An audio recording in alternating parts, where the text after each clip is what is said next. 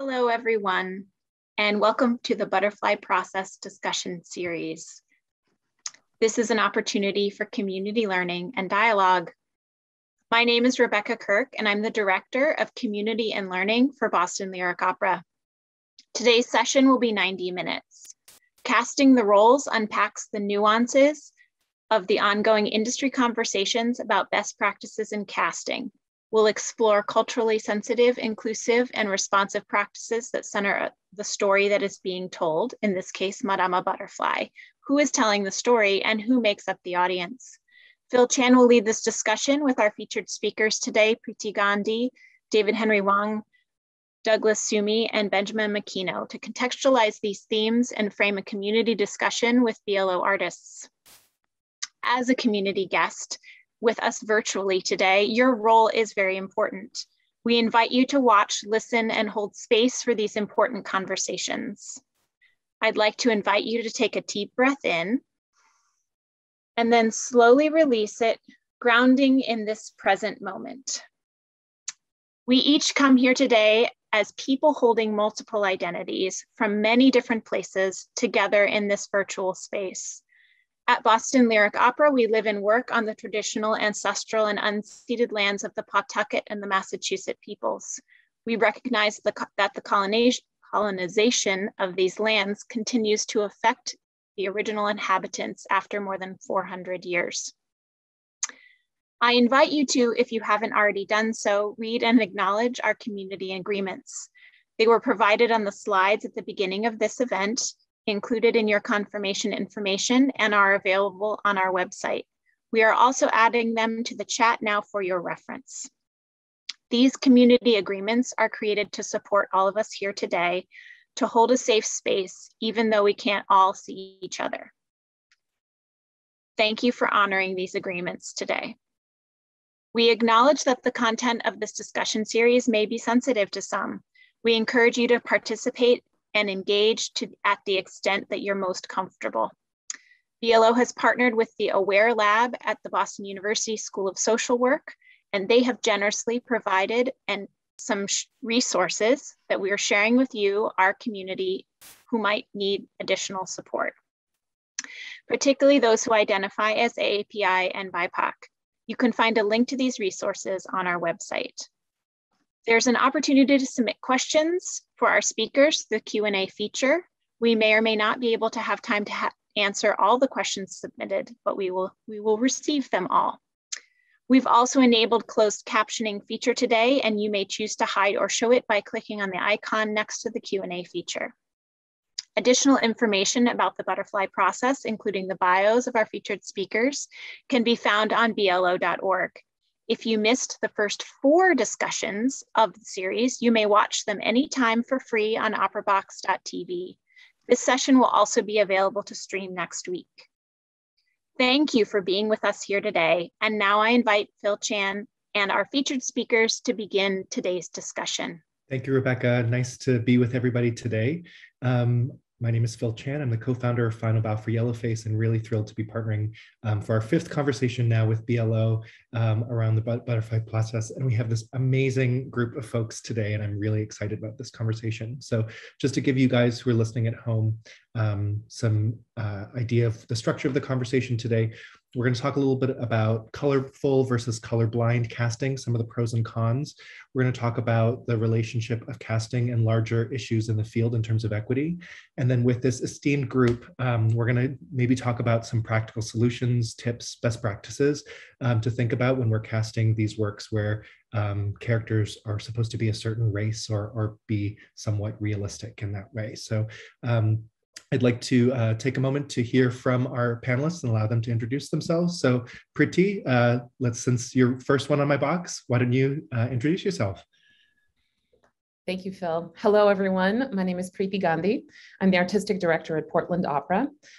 Previous to this, I was at Minnesota Opera and San Diego Opera in artistic administration. Previous to that, I was an opera singer for almost 20 years and had the great pleasure of singing in opera houses all over the world. I grew up in a very traditional Indian family. Opera was not at all in my family radar or language or vocabulary. So I have had the joy of discovering opera as I've moved along on the path as a singer. My relationship to Butterfly, the music of Madame Butterfly really affected me quite strongly as a baby singer.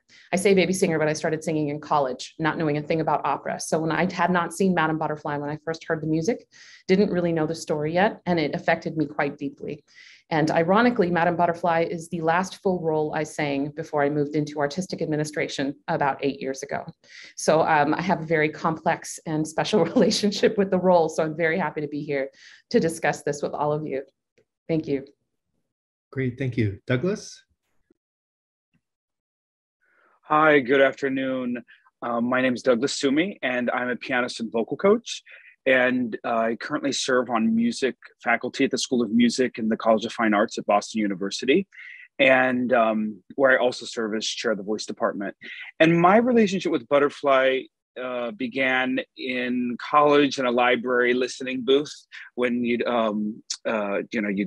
check out the CD or the vinyls of old operas, and I sat between going between two vinyls of Renata Scotto and Victoria de Los Angeles singing Cho-Cho-san, and was completely mesmerized, knowing nothing about opera. And but knew this was something that was larger than life.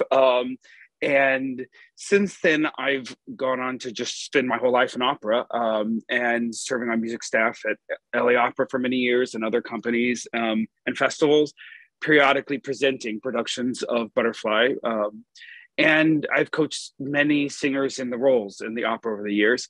And today my role in casting is more within academia, with my colleagues at BU on opera and voice faculty when we hold our auditions for our main stage productions and Fringe Festival, et cetera. And I maintain a lot of consulting with artistic administrators and managers that reach out to me about my thoughts about casting certain singers for different roles. And then, of course, there's always the regular private coaching and working with singers and guiding them. And casting is always a big part of that. Thank you. Great. Benjamin? I'm Ben McKeno. I'm a freelance artist right now, conductor and pianist. I was in the past music director at Opera Memphis for 4 seasons, and before that, for quite a long time at Long Beach Opera. Grew up in Orange County in California. My mother's side of the family is fairly musical, so I actually have a hard time pinpointing my first kind of operatic memories. They go back kind of into that wash of childhood stuff, and I can't say precisely like when I was first aware of Butterfly or anything like that. But throughout my life, I would be interested in music and then interested in something else and interested in music and back and forth until I was like late in high school and decided, music presented the kind of intellectual and physical kinds of challenges and disciplines that I thought would be interesting. And so, with that, I've been involved in the piece a long time. I was a singer at first in high school, then realized that I had friends who were much better at it. And since I could play piano, I got sucked in to the opera world in college because quickly all of my singer friends realized I could play their rep for them, and kind of got really deep into the repertoire at that point. In terms of casting, since I'm a freelance artist right now, I don't have to worry about casting shows myself. I've been involved with it in the past, though, of course, and understand some of the difficulties involved for sure. Great. And last but not least, David. Hi, I'm David Henry Huang. I use he, him pronouns. I'm a playwright, screenwriter, and librettist. And I'm probably best known for a play called M. Butterfly, which attempts to take the real life spy story and dovetail it with the plot of Madame Butterfly, in an attempt to kind of deconstruct and excavate it. So I have a pretty long relationship with Butterfly because of that. I've also written, I guess, 13 opera libretti to date. But I started my career because of a casting controversy, a protest against so-called yellowface casting that happened in the late 70s outside the off-Broadway public theater in New York City. And the Asian actors of that day, who were few in number and had little power, picketed the public theater for casting a Caucasian actor in an Asian role. And that created an opportunity by the producer, Joseph Papp, to look for Asian plays. And it was just about the time that my first play, which I wrote in college to be done in my dorm, came across their desk, and Joe produced it. And that started my career. I subsequently became involved with a very well-publicized yellowface protest against the casting of Jonathan Pryce as the Eurasian pimp in the original Broadway production of Miss Saigon. And that subsequently led to probably my second best known play, which is called Yellowface, which also examines what it means to play another race and even play our own race, both on stage and in life. Great, thank you for that, David. So yeah, just to kick us off, wanted to give you guys at home just an idea of what the difference is between colorful and colorblind casting. So colorful casting means that if somebody in the role is supposed to be a Spanish person, we need to find somebody who looks Spanish. Or in the case of Madama Butterfly, if she's a Japanese woman in Cho-Cho-san, we need to find somebody who looks or can pass as East Asian, Japanese. Some of the problems with that are that, you know, if we've cast an Asian person in a role like Butterfly, well, this isn't necessarily a role that expresses Japanese culture. This is sort of a Western fantasy, Puccini's perspective of Japan. So it's not really necessarily, you know, Asians by Asians. And so it also can pigeonhole singers. So it's like, well, we've already had you on our season because you sang Butterfly. So that means we can't have you sing other roles. And another challenge with that is if you look at the top operas that keep getting performed over and over again, they're usually, you know, set in Europe. So does that mean if you're a singer of color, you have many fewer options for roles just because you don't, you know, there were no people who looked like you in Paris in La Boheme. So that means you don't get to sing Mimi ever. So, you know, that can be problematic. So I guess maybe folks say, well, you know, the voice is the most important thing. So let's do colorblind casting. So that means anybody can sing any role.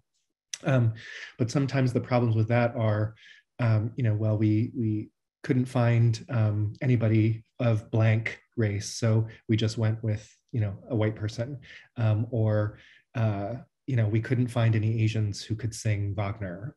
So, you know, it's often a way to not actually have to be inclusive. And so also that side also doesn't work. So it seems like, you know, there's really no winning with this casting conversation. So what do we do? How do we make sure that we can take steps to be more equitable when those are seemingly the only options, you know, for casting? So would love to hear what you guys think.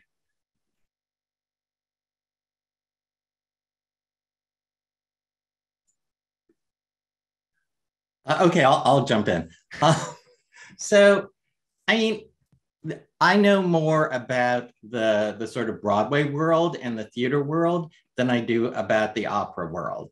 But to take theater as an analogy, there's a group called APAC, which over the past, it's the Asian American Performers Action Coalition, which over the past 15 years, maybe up to 20 now, has analyzed the ethnicity of roles on Broadway and the, I believe, 17 major not-for-profit theaters in New York. And when they started, I think it kind of shocked the industry in a lot of ways to realize that 80% of the roles on stages were cast with white people. And that has gotten better over the past 20 years, but it still hovers around 65 to 70%. So I think it's possible to have a certain artistic inconsistency about this.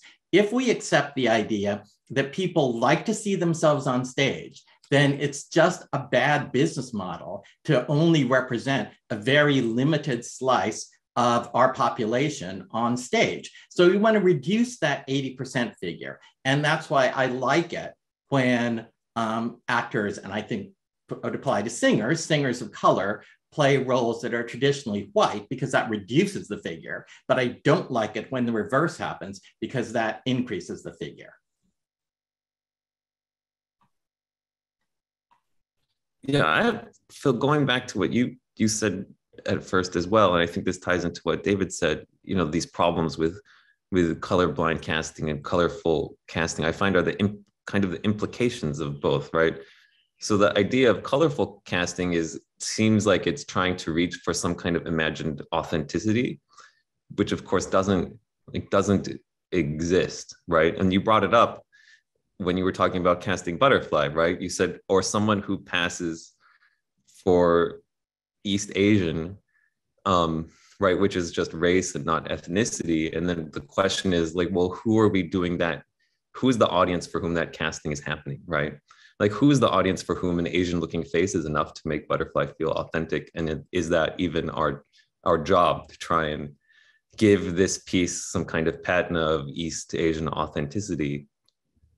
And then, you know, the colorblind casting thing, I think, presents a whole different suite of difficulties of implicit bias and what the people who are doing casting think of as expression. So like, if we're talking about, again, about East Asian singers, like somebody might say, oh, well, this singer isn't, you know, doesn't feel expressive because the way they express, maybe not in their vocalism or in their music, but their physical expression doesn't align with somebody's kind of preconceived notions about what like a tragic figure looks like, or, you know, what a heroic figure looks like.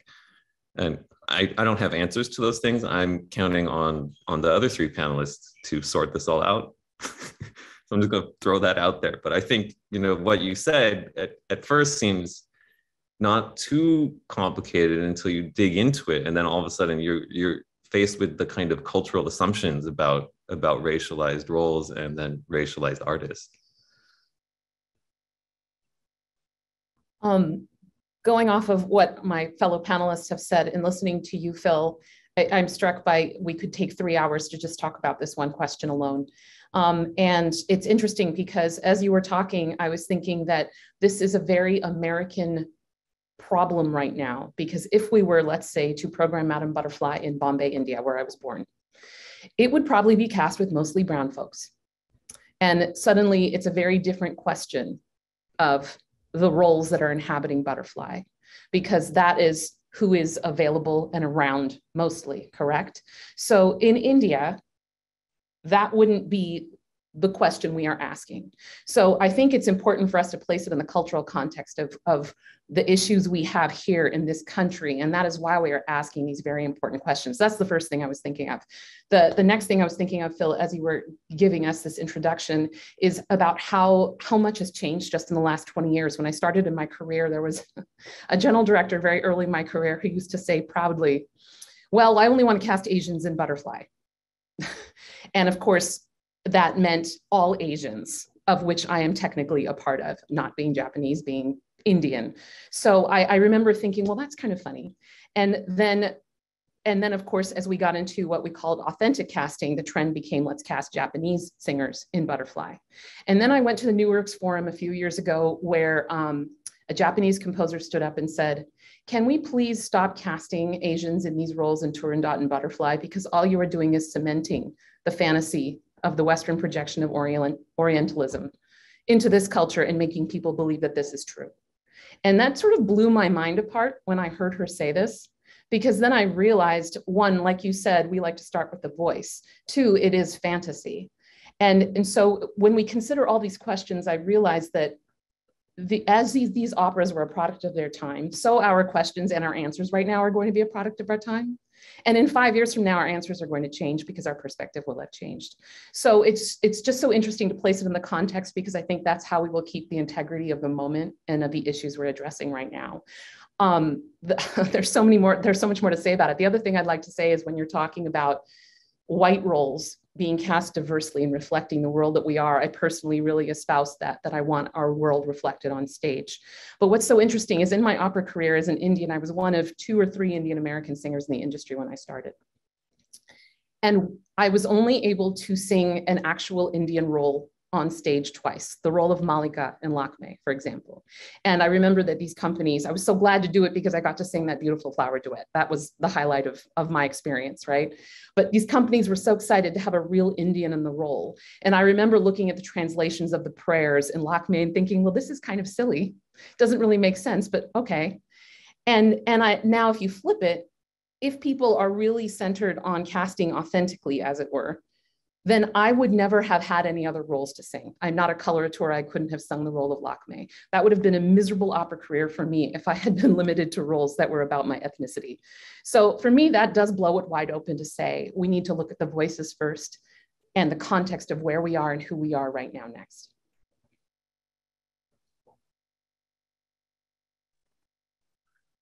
Bravo, Preeti. That was beautifully said. I have so many thoughts coming through my mind as you all are speaking, and it's kind of difficult to sort of sort it out.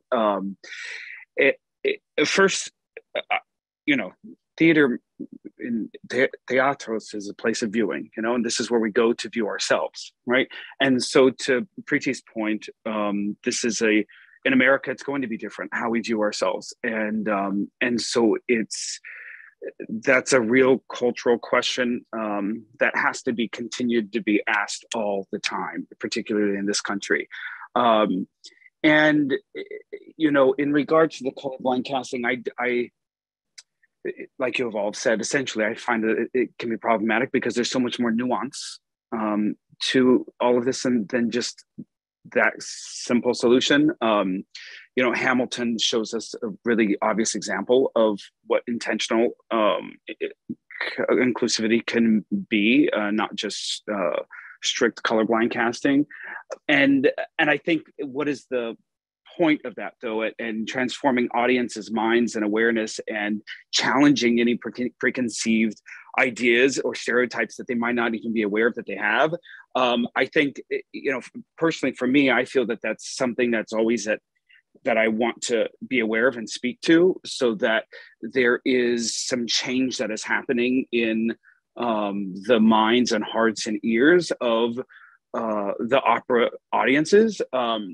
And I mean, we have to, it's a historically white and European art form, first of all, so there is that. And opera has a history of using cultural appropriation to tell stories, and placing more emphasis on the voice and casting. And that's sort of always going to be a starting point that is crucial.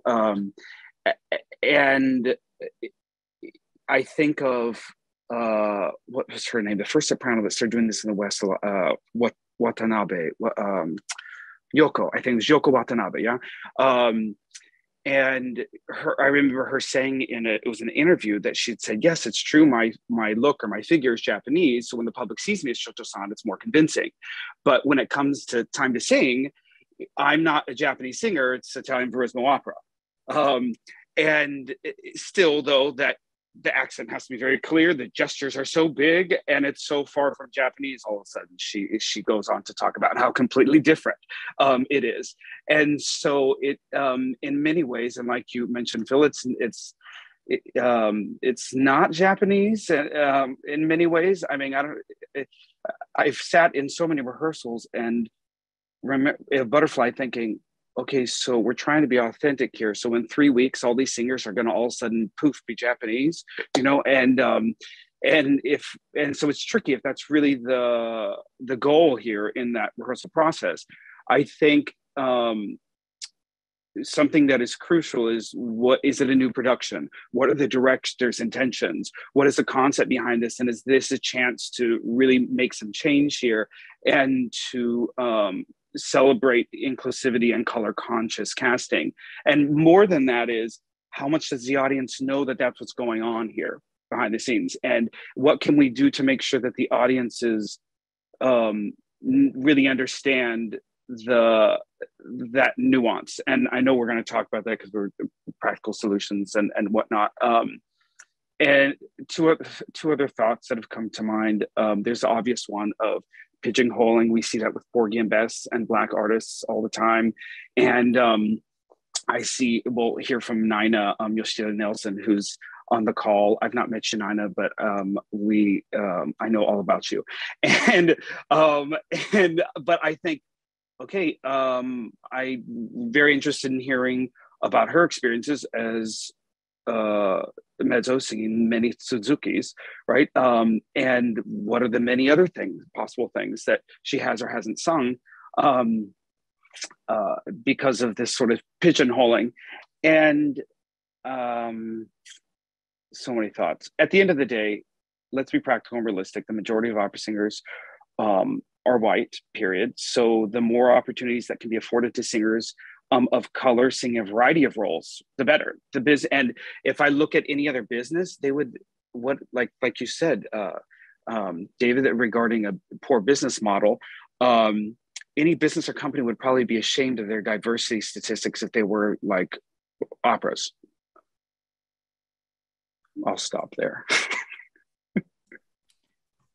Yeah, I mean, if I can just, Douglas, that's why I do think if we look at this as an employment issue, there's something that's a little more objective about it, if you will. Like any aesthetic judgments are always going to be subjective to some extent, and that's good. And we can debate those and go back and forth. But if we're trying to increase the presence of singers of color, BIPOC singers from marginalized communities that haven't been seen on our stages, then that becomes, I think, a prerogative which allows us for, as I said earlier, certain artistic inconsistency.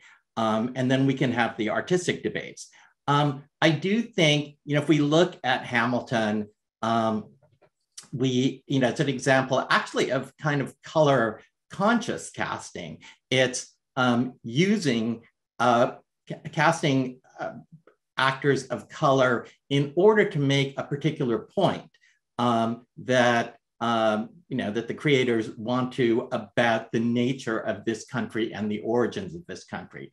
And there may be times when color conscious casting leads to casting white actors. There's a production that I can think of in Minneapolis of The Mikado, where the director decided to cast it. Actually, I don't know that he only cast white singers, but the idea was to take the Mikado out of the kind of fantasy Japanese setting. I believe this was Rick Shiomi who did it.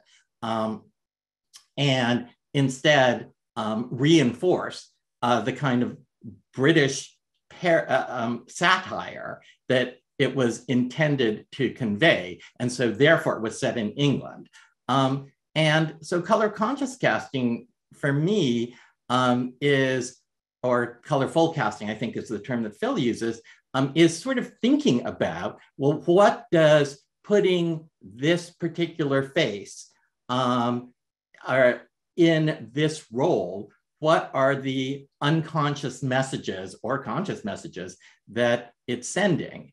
And I would hate to use the fact of actors of color getting to play traditionally white roles as an excuse to go, oh, well, then it's fine for anyone to do anything, yes, but in practice, that can often mean that it's an excuse to cast more white singers and white actors.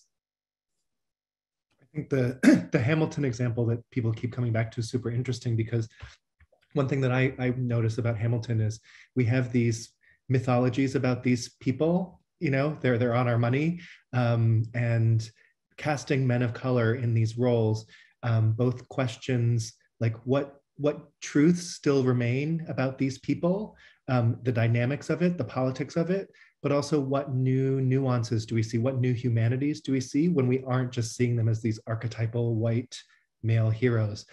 Where's the humanity in these characters?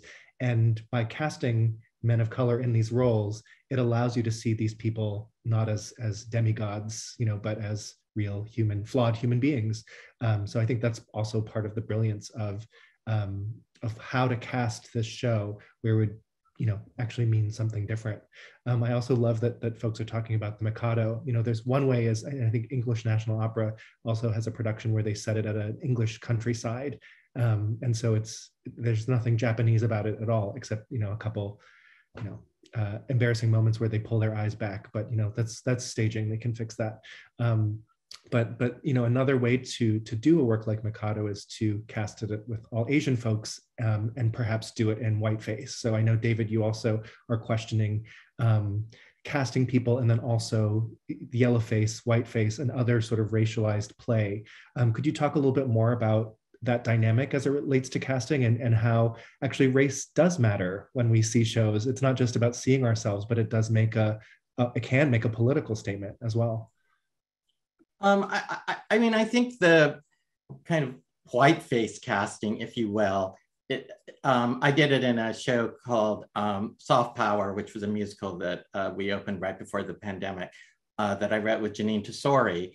And in that case, it's the attempt is to try to make the audience see what it means to appropriate another race in terms of casting, if you're kind of punching down, if you will.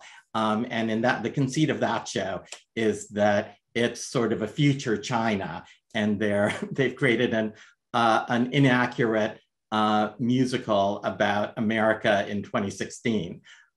So I think many of us have the experience of seeing traditional works which are beautifully crafted and have really weird underlying messages, and feeling that contradiction, like understanding what's just wrong about this, and the sort of white supremacist, for instance, subtext, but then still being completely seduced by the delivery system, as Janine Tesori puts it. So in that case, we're sort of trying to reverse that dynamic and look at it.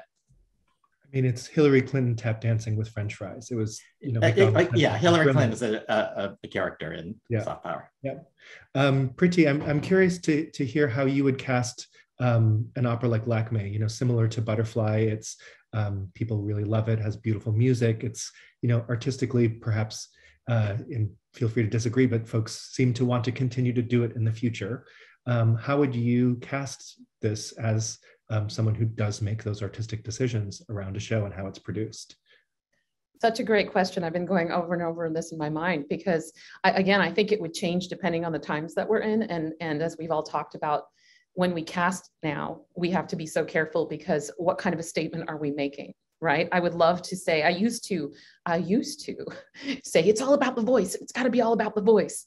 And I have since softened that to understand that in the circumstances we are in, I do need to be more conscious in thinking about how things are portrayed.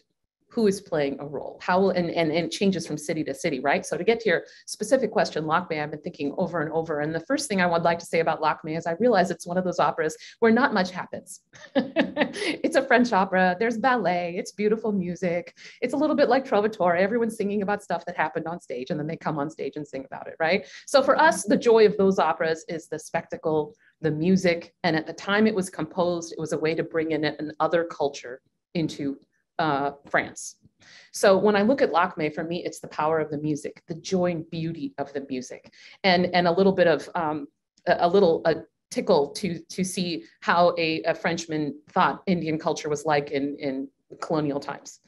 All of that said, sort of as a context framing, when I look at Lakme now, I would certainly cast it as diversely as possible. One, if I was making a statement, if I wanted to make a statement of saying, well, I really want to do it as authentically as possible, can I gather a group of Indian opera singers from all over the world to do this? That would be one statement and one way to cast it. And of course, I would also be very careful to frame it and say this is not indicative of Indian culture as it really was. This is a fantasy of Indian culture, and yet I would like to portray it with Indians. That's one choice. If I'm making a different choice about casting it as diversely as possible, because to me it's about the storytelling and the music making specifically with diverse casting, I would have no hesitation to cast whoever was right for the roles, but I would make sure to watch with a balanced eye. Am I reflecting the world we have right now on stage? I would certainly not put anyone in any sort of orange spray tan makeup as happened in my last Lakme production. Of course, I didn't need any of the spray tan makeup, but the rest of the cast did. That was very interesting to watch. That's hopefully something we can retire to the past now. So those are two different instances in which I would make specific casting choices for a specific purpose. If somebody wanted to reset Lakme, if we talked to a director who wanted to reset Lakme in a different narrative, I'm sure that would probably influence the way I would want to cast it as well. And I can't think of a specific example at the moment, but I would want to make sure that it would serve the story as best as possible. But being a singer, first and foremost, I will always go to the voice first, because I want people to have the most beautiful, powerful, kinesthetic experience of the music possible, which for me is the reason to program these operas. Great. I hope that all made sense. That's a little bit of, a word salad. That's why we're here all having this conversation together. I do have a question. I want to shift gears a little bit and talk about how casting is impacted by larger issues of inequity in the field. And I know that sort of the pipeline of singers coming up is feeding the future. So looking forward to the future. So Douglas, as an educator who is actually preparing singers, what does it look like on the ground in terms of the types of roles that young singers are getting? What does the classroom look like?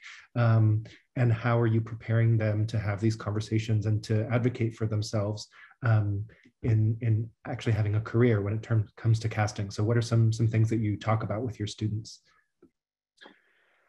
Well, that's a big, it's, change is slow. And I think it depends on where one is and where, what institution, what are the lived experiences of the students in your student body, right? And also in your faculty. So as far as what's tricky, because in education with casting, we have the students that we have. So we have to cast the students that we have, right? Versus putting out a call to whoever. We have to stick with the students we have. So it really is more of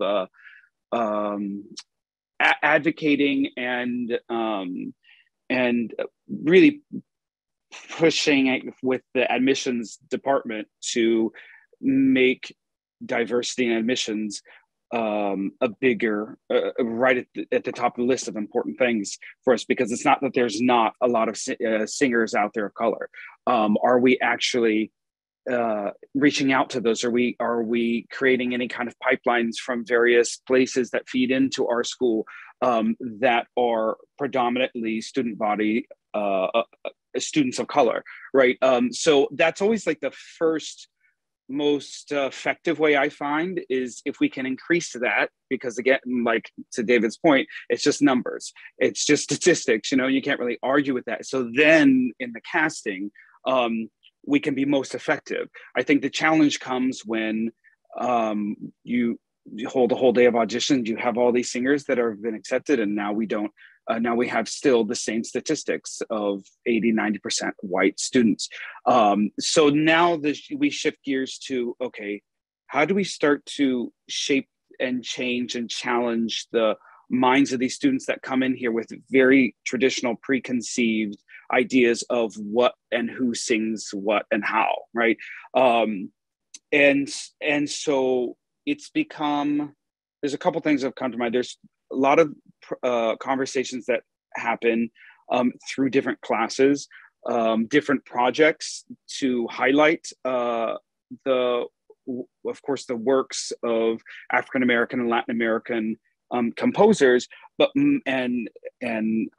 more than that, giving the experiences of the students of color, their lived experiences, giving them not necessarily a platform, but creating a space to really hear from those real experiences and how that affects who they are as a singer and how they embody a specific role, so that they really start the conversations of, well, for me as this person with this experience, and this is how I relate to this role, etc.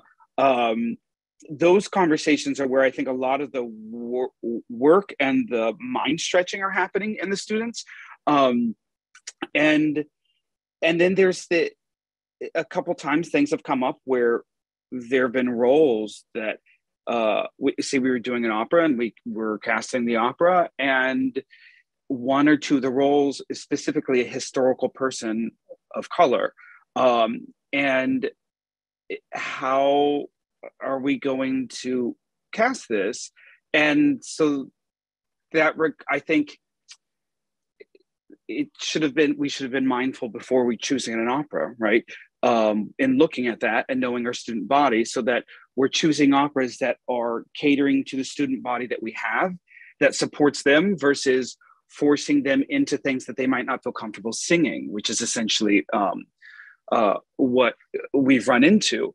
And so I'm rambling now, but I find that in many ways, the more change there can be in the understanding and perspectives of the faculty, because the students are almost already there. It's their generation, the more change I find. And I still just say this, I mean, it's systemic, so it's going to be systemic in education. But from a global perspective, let's just keep in mind that, half the world's population, more than half the world's population is Asian. Okay, not to bring it back to numbers again. I don't know why I keep doing that, but maybe because it is just facts. So it's not Asian Americans and Pacific Islander people have not really been at the table in the opera world, and I don't think we really can figure out where to go from here until we have more racial equity in our art form, and that means in those, even in education, that are teaching, that are making these decisions, that are having these conversations with students. I mean, it goes on and on, but the change can be at all levels. Sorry, I know that didn't go right to your question, Phil, but my mind started going. Thank you. Phil, if I may jump in with a quick comment after Douglas, who is talking about the pipeline on that side of things and sitting in the producer's seat, I'd like to comment just quickly about the kind of work that this means for us. That right now, I feel that a lot of the work is on our side, that we have vast networks of colleagues in this industry. We have the internet, people are putting up videos online. There really is no excuse anymore for a company not to work harder to make that kind of equity happen right now on this side, while we are also waiting for the pipeline to also clean up its issues and to do its work as well.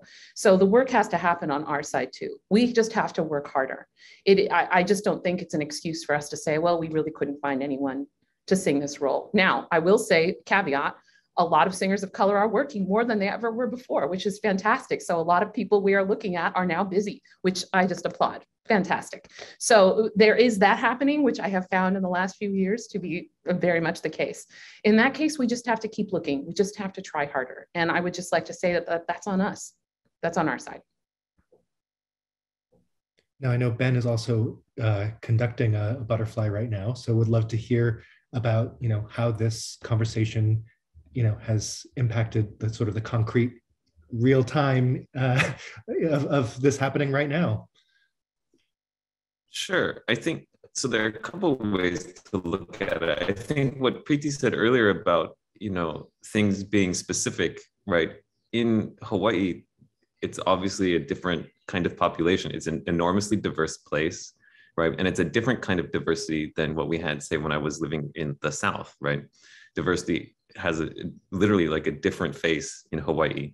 And if we look at the production, it's not just that we have diversity in the cast, right? And in the chorus, but throughout the production team, the crew at the theater, right? There's a broad kind of range of folks working here. And what I think I found is interesting is the way that that gets translated into how we relate to the piece as we're producing it, right? So because there's actually, I think it's like a majority, like Asian American, somehow ethnically mixed group involved in the piece, it feels like we have fewer hangups about trying to, be Japanese enough or authentic enough, or like, will it present as Japanese to the audience? Because like, that's the people in the show and that's the folks in the cast, even if like the principals are not Japanese American, right? But we have this great feeling of not othering the roles, or also like not I don't know if this is a thing, but self-othering, you know what I mean? Like shaping the role to meet the expectations of like a assumed white group of people, because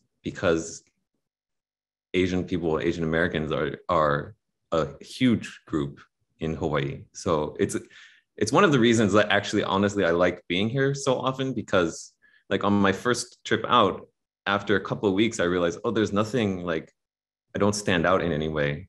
Like people don't ask me like, oh, where's your name from? Because they just know like, oh, you're like a Hapa boy. Sometimes people are like, oh, you look like a local boy. And it's having that experience was something I didn't anticipate. And what was interesting is I didn't anticipate how meaningful it would be to me to have that experience, to not stand out in any way. And so, I mean, I know we're trying to address equity in the field, but I think like what Preeti said, it really is specific to your location and to what kind of work needs to be done, right? What kind of work you can do. So in the case of this butterfly here, it's actually been really great, kind of feeling pretty relaxed and working, and knowing that we're in a safe place, and then we have somehow shared experiences that we can draw on in shaping the role. And so I think what we're ending up with is a performance that is like closer to actual people than what you might expect from a butterfly production. Great, thank you, Ben. I did want to invite Nina Yoshida Nelson, who's the co-founder of the Asian Opera Alliance and also was originally part of this butterfly cast, to join us. Since we're talking about larger issues of equity in the field, perhaps you could share your experience. I know David was curious to hear about your experience of being pigeonholed in casting, and so would love to hear about what that actually looks like in practice, especially around butterfly. Yeah, thank you. So in 2021, spring of 2021, we founded the Asian Opera Alliance.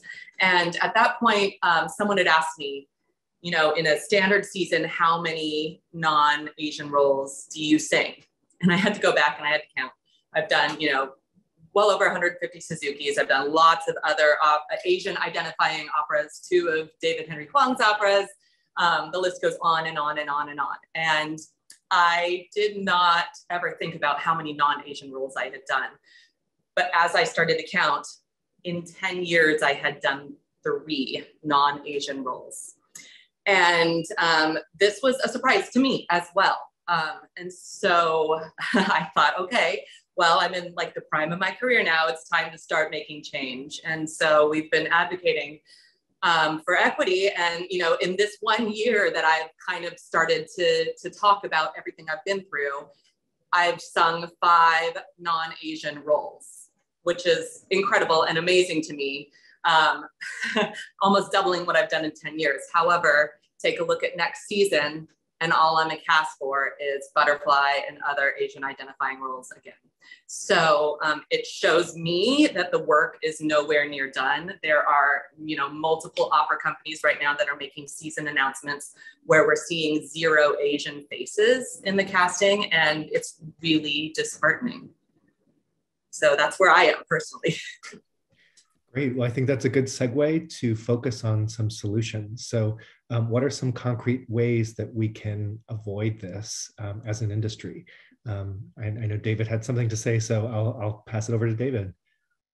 Thanks. And great to see Naina, because yes, I wrote Asian identified roles that she sang, but I was really grateful that you did. So thank you. I really appreciated what Priti said about that the burden right now is to a large extent on producing organizations to kind of look harder. Because I found throughout my whole career, whether it's on Broadway or in opera, that I write something and then there's always, and particularly because I've been doing this for like 40 years, and particularly the beginning, there's always a sense of, oh, we can't cast that. Those people don't exist. We don't have those actors. And then you push a little and you make people work harder and you make them look in more places for people who hadn't worked and hadn't been on the radar because they simply didn't have the opportunity to be cast. And you find these amazing actors or singers. And so, earlier in my career, John Lone, who later went on to play the title role in Bertolucci's movie, The Last Emperor. John came to prominence because of our working together. In terms of M. Butterfly, that was a role initially that they said couldn't be cast, and we found B.D. Wong and a bunch of other people who've played it over the years. And then even in a more positive story, we're doing an M. Butterfly opera this summer, which will debut at Santa Fe Opera. And Santa Fe made the commitment to find an Asian singer to play one of the lead roles. And in this case, it had to be, the singer had to be a countertenor. So there was a lot of feeling that initially, in general, there was like, oh, well, I don't, okay, it's one thing, yeah, we want to cast Asians, but this is a countertenor, like they don't exist. And Santa Fe Opera made the commitment to look and spent a year doing it, and came up with this amazing singer who's doing the part, who everybody loves, Kang Min Justin Kim, who, by the way, as Priti suggested, also has a great social media YouTube following. And so it ends up being a win-win situation for everybody. So the solution is to work a little harder, as she said.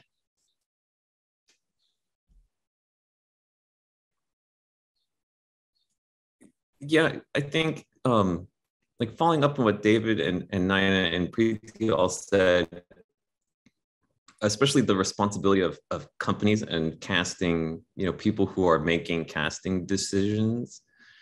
And in terms of like Naina having only Suzuki's and Asian identified roles to sing, I mean, I think we've all probably had that experience where like somebody comes in to sing for an audition or maybe read for an audition, and it's an Asian name, and like the casting person isn't sure how to pronounce the name, so they're a little uncomfortable. And then maybe the person has an accent when they speak English, right? Even if their languages for singing are really good, right?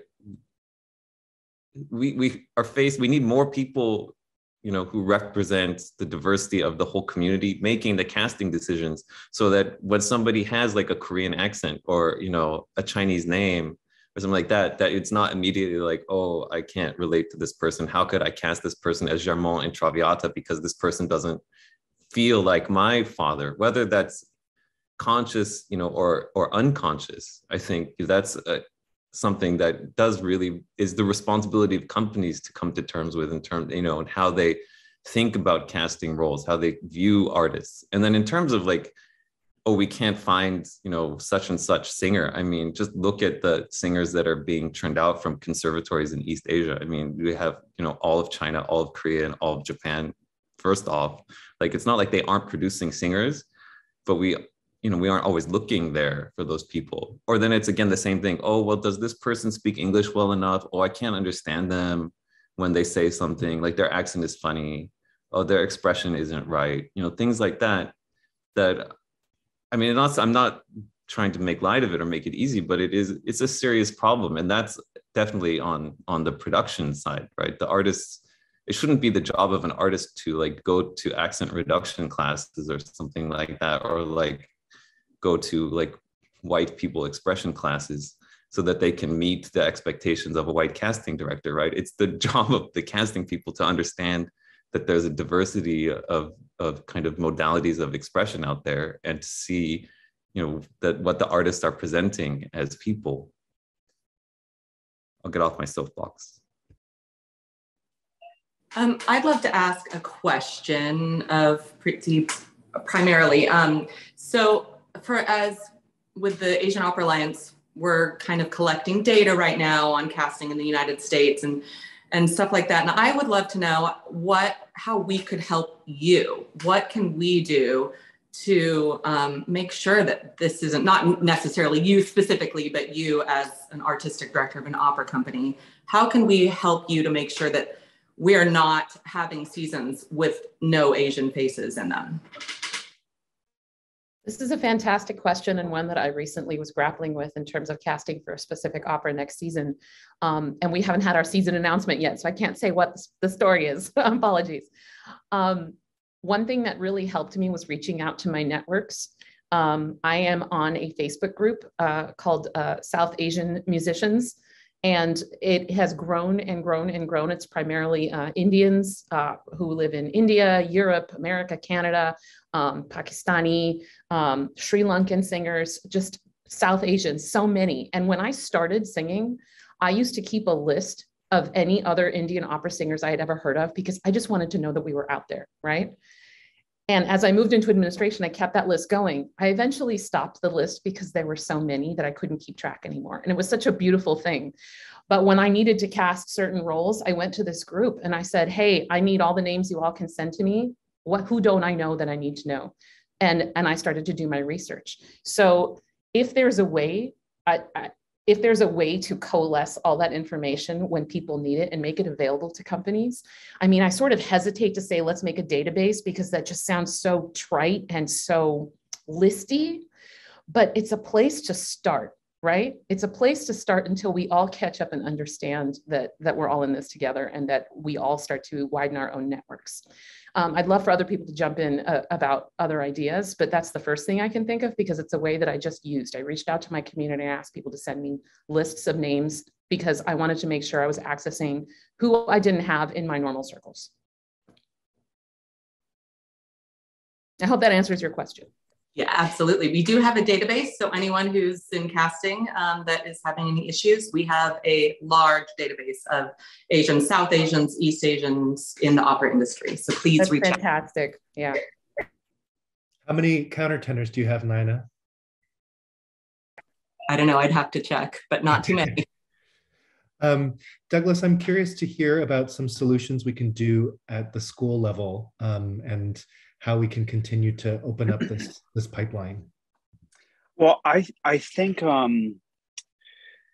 education on all fronts, at all levels, at all times, right? From the youngest age to the oldest age, for the people going to the opera, they've been going to the opera their whole lives, but then of course it is starting as soon as we can. I think about, for instance, was it Seattle Opera that did that butterfly effect lobby exhibit? Do any of you guys? And it was just right out there about all the Asian stereotypes in U.S. history.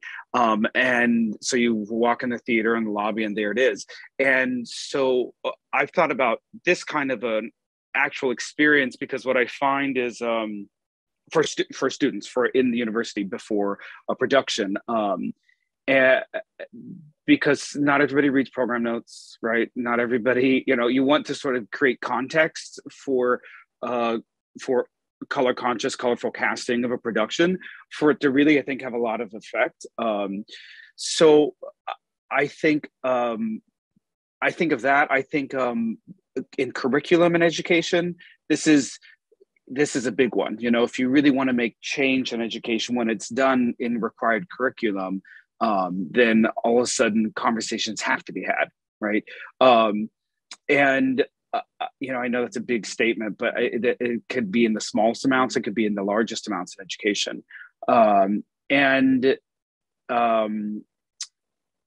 Building,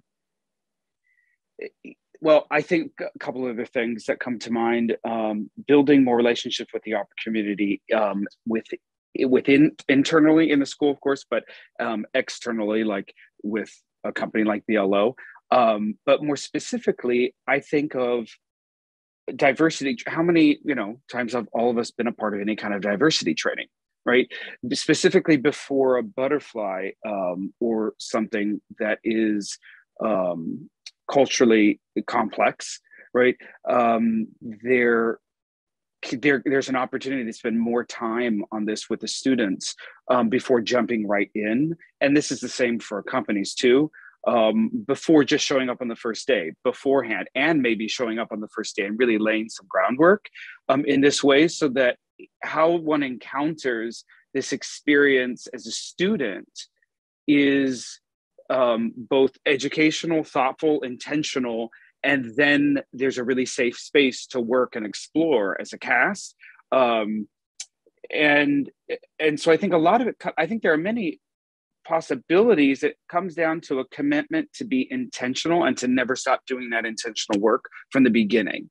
And in curriculum, and then in for an opera performance, for the whole process, you know, that be a part of the staging process before we get to staging, right? That there's there are actual, you know, what do they always call it? You know, table. What is that? You know, we say there's the first day you do like table work, or table, and that could be extended. And the more that becomes the norm, hopefully more for students, the more that then those are their expectations when they go out and are the next generation of running company, et cetera, you know. Great. I think Nina had a question. And so I'd also like to take this moment before I hand the floor over to Nina to bring in our other artists. You know, we'll start the conversation there. There are a couple of questions in the Q&A, which we will get to as well. But Nina, why don't you, if the other artists want to turn on their camera and join us. Nina, go ahead and kick us off. Okay, I have a two-part question as an artist in Butterfly. How, we've talked about this a little bit, how do you decide what is more important in casting, the voice or the look, right? Oftentimes we as Asians are cast into the role solely because of our look and because the voice matches well enough. And so then when that happens, my second part to the question is, how do we get out of being pigeonholed, typecast into these roles without losing money and work?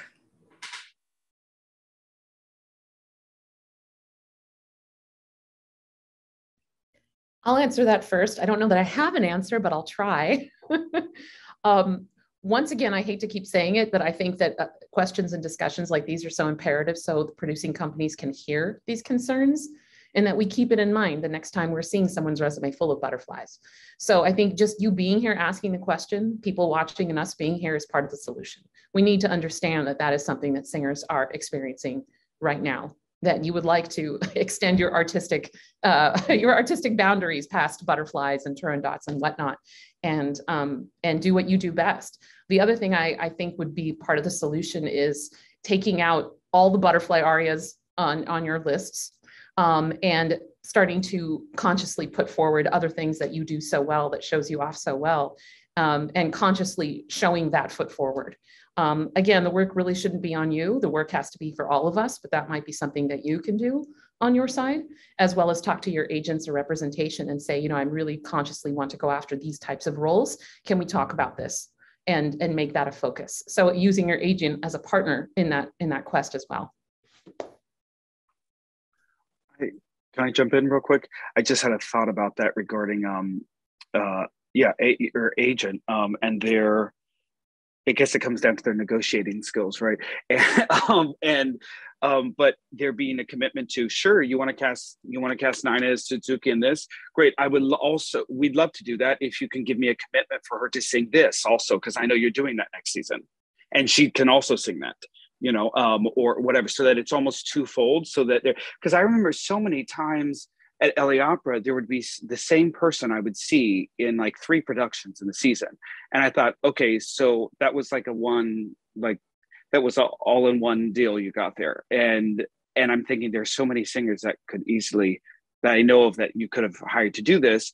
But it was sort of the opposite side perspective. From this perspective, it's more of advocating for everything that you can do. And yes, I can do Suzuki, obviously, and that's your hiring me, but really pushing for that in however one does that in negotiating. I'm not an agent, but there's always that. It's very common, to when there's a singer that a company likes and they want to give them a couple things, that could be a part of the process. Just first thing that came to mind.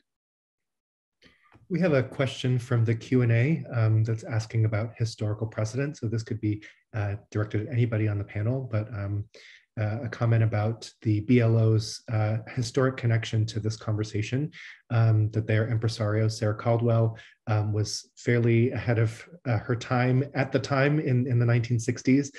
So she was already experimenting with casting Japanese people in Madame Butterfly, subsequent seasons, including Japanese white and black sopranos. So just wanted to hear about, I guess I'm curious, Priti also mentioned in the beginning of this conversation, this idea of like time and place. What is this history? How does this history resonate at BLO? And I guess what do we have to look forward to? What do you think the future holds based on knowing that this conversation has been happening for a while in Boston? I guess I can add a couple of thoughts here. I mean, that's remarkable, and Sarah Caldwell's well known for a lot of things, including that kind of work. But I think what Priti was saying very early about where we are right now, and the implication of that is, where do we want to be, right? And so it's great that happened in the 60s. It's not great that that's still the practice, and that someone like Nina still has to advocate and be like, I can sing other things other than Suzuki. So yes, that's interesting to look back and say that was very, ahead of the moment, but we haven't moved past that moment, right? And so the intentionality matters. We are where we are, but how do we get past this, right? How do we get through having to talk about this all the time, right? And say like, no, just because I look this way doesn't mean I can only sing this kind of role, right? Perhaps sometimes there's situations where a singer is put into a role, not necessarily they're the right voice type, but because they look a certain way, that there's sort of there's pressure to sing roles that just might not be you, or might not even be something that you artistically feel, resonate with, but because you're a certain look, that might be the only work that's available to you, in a season. So you have to take it. Yeah, any artists, can you does that resonate with you guys in any way of saying, well, this role might not be right for me, but I sort of need the money to do this? And what do you guys think? I think I've sort of experienced the opposite of that, and this sort of goes parallel to what Priti was saying early on about there being maybe only 2 roles in the repertoire that were available to you that were Indian roles, and as a Pakistani American tenor, I felt similarly that, not that I want to be pigeonholed, but that I haven't experienced that simply because there aren't that many roles for which there even would be something that someone would specifically put me into. I actually remember surrounding Lakme specifically, that when I was first starting out, I would offer the tenor arias from Lakme, which are sung by one of the characters who is specifically white in a piece that's set in India. And I kind of felt, or was given feedback at the time, that like maybe I shouldn't be offering those because they wouldn't want to cast me in this like location specific piece as the one character that is white. I don't know. So yeah. I mean, David, I think you as a creative who are creating opportunities for a lot of these, a lot of singers. So actually making roles by Asians for Asians, and being able to cast them, so to Nina's point of saying, well, I'm only singing Asian roles, but isn't it also nice to have roles that really reflect your, your experience, as opposed to this is, somebody's fantasy, a European's fantasy of my culture from 200, years ago, 100 years ago, whatever. Can you talk a little bit about making space? Yeah, I mean, I think that dovetails with the importance of moving the field along, both in terms of these casting questions, but also in terms of creating new operas. Unfortunately, fortunately, new operas have become more prevalent and tend to be pretty popular over the last 20 years. And so there's the opportunity to create work for bodies that haven't traditionally been represented on the stages, or were only sort of created to play out a kind of Western fantasy. And that isn't to say that work that's being created now for people of color isn't going to maybe have some problems also 20, 30 years from now. I often say that one generation's breakthroughs are another generation's stereotypes. So, we are creating work now, which we hope will get into the canon, which represents, we happen to be writing about specific communities, represent these communities as accurately and authentically, and represents our own experiences and perspectives. And that's great for this moment. And it's also possible that these are works that will end up being reconsidered or at least reinterpreted in the future. But I think, again, just going back to this idea that if people like to see themselves on stages, and we are trying to cultivate an audience which is larger than the kind of very narrow demographic slice of this country, which is getting smaller in terms of overall representation in the population. I mean, if we think about the fact that people of color are going to be the majority in this country by around 2040, then it's important to start telling different kinds of stories. And I'd like to think there's a difference between being cast in some of these contemporary roles in ethnic specific characters, that there's a difference between that and then and only being cast, like as Suzuki throughout the bulk of one's career. Nina, could you maybe share how do you talk with your agent about this? Yeah, so I actually just got an offer the other day for an Asian-specific role at an opera company where I have sung 2 other Asian-specific roles, and that's it. And I said to my agent, I'm happy to think about this and to potentially take this, but I now need to walk the walk, not just talk the talk. So we have to make sure that we're talking with them about what else they can offer me that's not just pigeonholing me into Asian repertoire. And I think for so long, I've been afraid to ask for this. I do have a new agent now, so I think that's part of hopefully what will create change in my own career, is that he is willing to have these difficult conversations with me and for me, because I don't get the opportunity to talk to opera companies and to let them know what's happening in my career. So if my agent's not doing it for me, then no one will ever know. So I think, it's scary to say, okay, well, this would be the 3rd Asian role I'm singing at this company, but let's go and say I'm not going to do it unless I do something, unless they consider me for something else as well. And I think it's really important now in this space that we're in right now to start doing that if we're not already.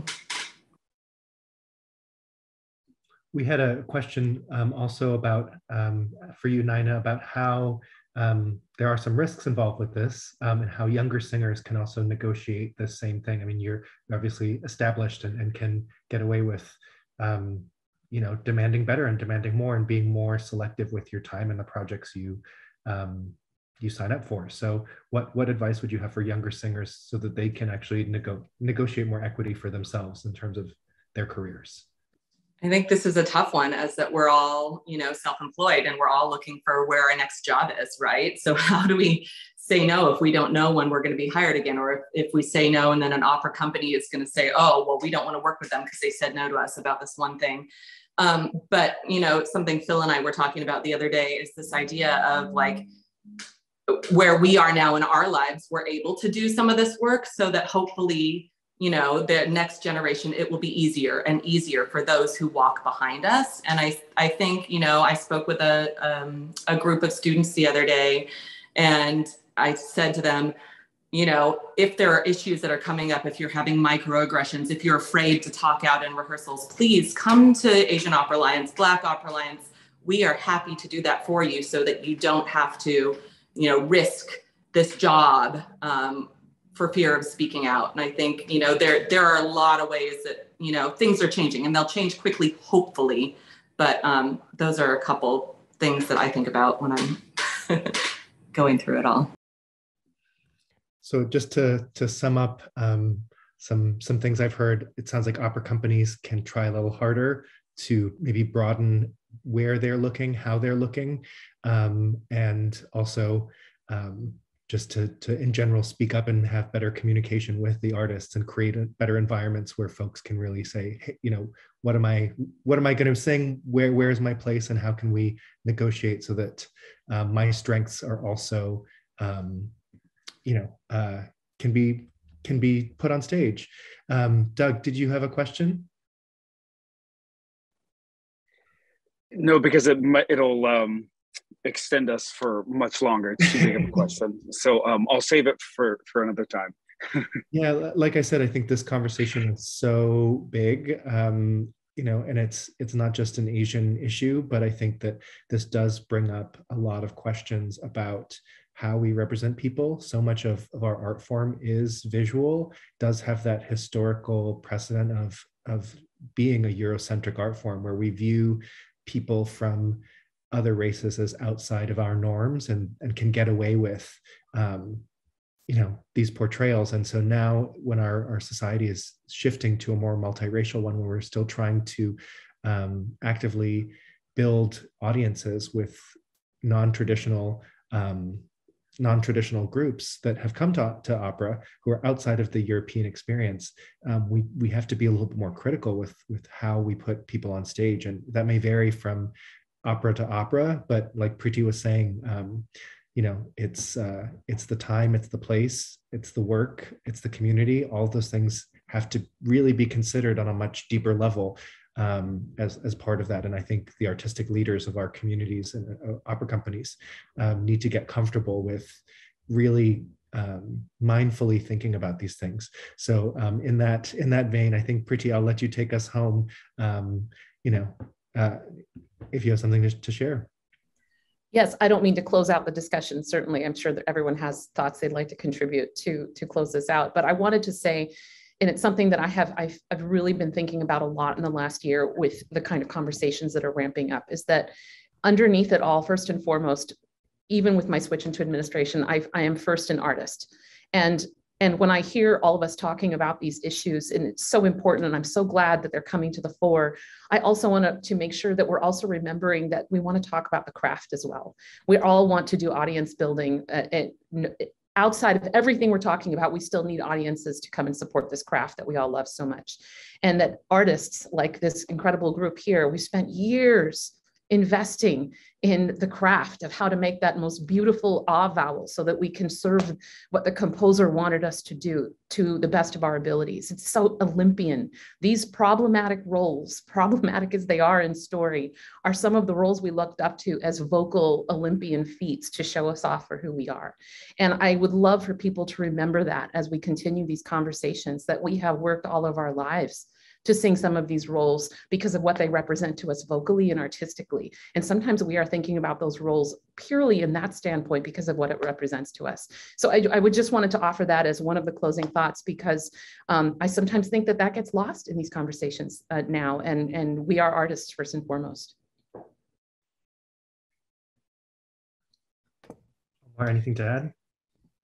Yeah, I just wanted to add as we're closing this up, we've talked about so many different aspects of the casting process, and one of the things that's come up is the idea of a voice first approach, which I think as artists that does feel sort of like an ideal that we would want to be able to get to, that we were in a place where if you cast based on the voice that we would have diversity reflected on stage. But I think it's just important that we remember how implicit bias plays into this, and that things like aesthetic taste, I mean, all of us as singers have studied and trained in this very specific tradition that originated in Europe. And I think it's just worth considering the layers in that, in terms of what we think of as great singing, that there is subjectivity to that, and how much, in what ways does that intersect specifically with race, with culture? In what ways is that affecting us seeing certain singers as being great singers versus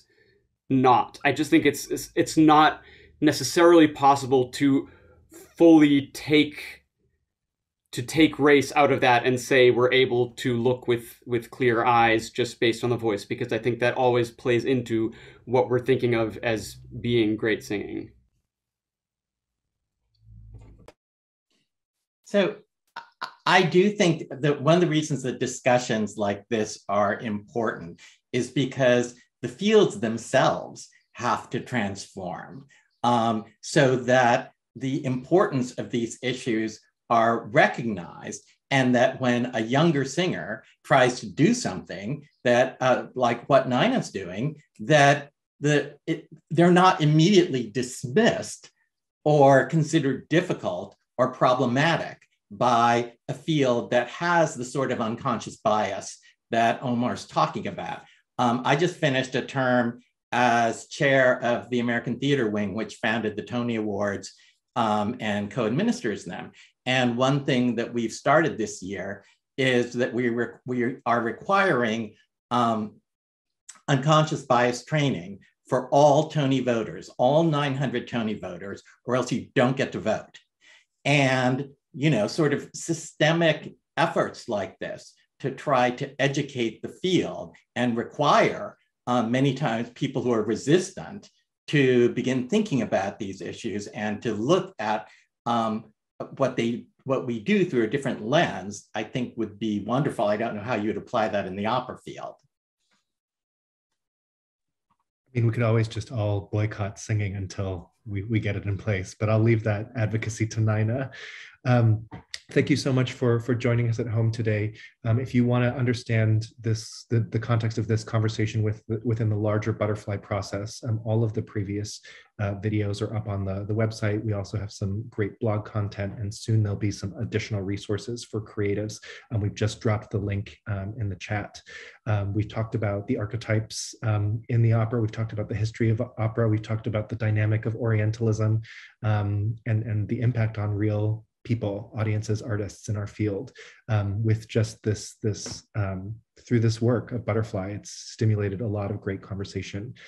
We brought together historians and scholars and directors and librettists and composers and producers and singers, to all educators, to all look at this work from a lot of different viewpoints. So again, thank you so much to BLO for making space for this conversation. Our last butterfly process video will be a reflection on this entire process. And I think the larger questions that this work and producing this work now means when we are shifting from a singularly Eurocentric way of producing and looking at the world through our opera stages, through our repertory, and questioning what happens when we look at these classic works through a multiracial lens for a multiracial audience, which we hope to be. So, thank you so much for being a part of our journey. And I'm really excited to present the next session, because that's when we're going to hold our dear leader, Brad, who's the artistic director of BLO, on the spot and really hear about what this means to BLO as an institution moving forward, to make opera bigger for everybody. If folks have a moment, we've just dropped a link in the chat for a post-discussion survey. So if you folks could fill that out at home, we'd love to get your feedback so that we're doing better, more constructive conversations in the future around this work. Thank you again to our artists and our panelists for taking the time to be with us today. Thank you again for BLO for hosting, and everybody tuning in. We're just at 4:30, so have a lovely rest of your Tuesday, rest of your week. Spring's around the corner. Let's get ready to be outside again. Thank you, everybody.